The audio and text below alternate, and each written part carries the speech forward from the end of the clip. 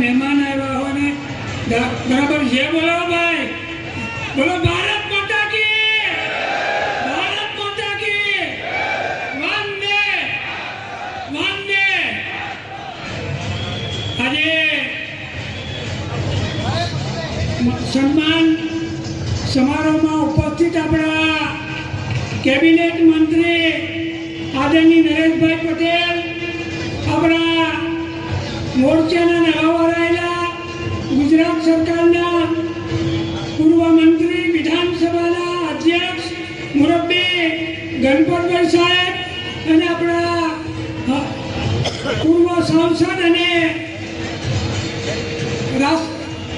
ગુજરાત ભાજપના ઉપાધ્યક્ષ તરીકે જેમની નિમણૂક થઈ છે એવા આપણા ગીતાબેન રાઠવા, સન્માનીય મંચ, પત્રકાર મિત્રો અને સંત શ્રીઓને મારા સૌને વંદન, અભિનંદન। આજે છોટાઉદેપુર જિલ્લામાં આજે બધા મંત્રીઓ આવ્યા અને આજે બધા તમે બધાએ વટ પાડી દીધો છે। આજે છોટાઉદેપુરની ધરતી પર ગુજરાત સરકારના વિકાસ કાર્યોની પણ નોંધ લેવાય છે। આજે કેટલાક લોકો બહારથી આવીને અહીંયા બરાબર આદિવાસી સમાજને ગુમરાહ કરવાનું કામ કરી રહ્યા છે, પણ મારે કહેવું છે કે હાલના વડાપ્રધાન નરેન્દ્ર મોદી સાહેબે આદિવાસી સમાજની ચિંતા કરી છે એવી કોંગ્રેસના લોકોએ કોઈ કરી નથી ભાઈ।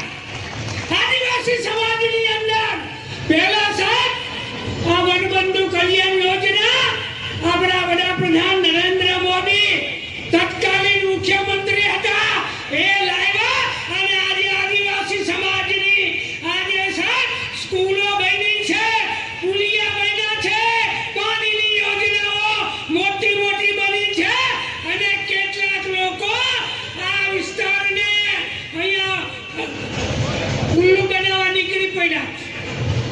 અરે ભાઈ, આ ભારતીય જનતા પાર્ટીની સરકાર ને ભૂતો ને ભવિષ્યથી આ સરકાર બની ત્યારથી સાહેબ આદિવાસીઓનો વિકાસ થયો છે।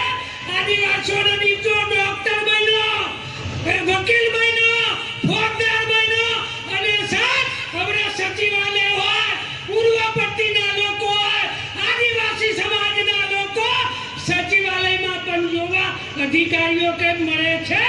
આ વિષય છે મોદી સાહેબની। સાહેબ મોદી સાહેબે જે કામ કર્યું છે એને હાલની સરકાર ભૂપેન્દ્રભાઈ પટેલ સાહેબ આગળ વધાવી રહ્યા છે। સાહેબ મારે બીજું બી કહેવું છે, જયંતિભાઈનો વિસ્તાર અને મારો વિસ્તાર ડુંગર પહાડી ઇલાકામાં આવે છે।